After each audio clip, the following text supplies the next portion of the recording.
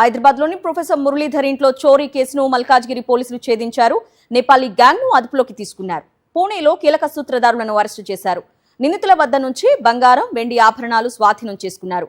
Professor ఇంట్లో పనిచేసే మహిళతో పాటు మరికొంతమందిని పోలీసులు అదుపులోకి తీసుకున్నారు. కాసేపట్లో చోరీ కేసుకు సంబంధించి పూర్తి వివరాలను మల్కాజ్గిరి సిపి సుమతి వెల్లడించనున్నారు. రైట్, ఈ కేసు ఛేదనకు సంబంధించిన పూర్తి వివరాలు మా ప్రతినిధి రవిచంద్ర అందిస్తారు. రవిచంద్ర,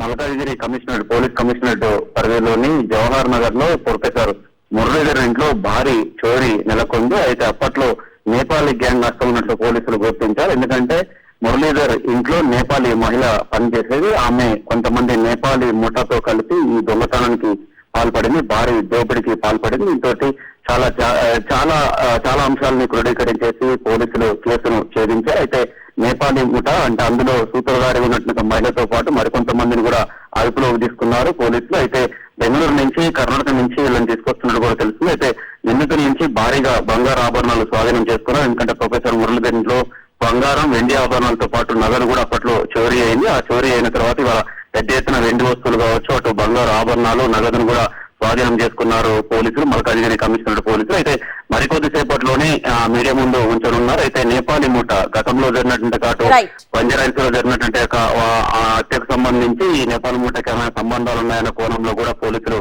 విచారణ చేపడుతున్నారు. Aruna. Okay Ravichandra, thank you.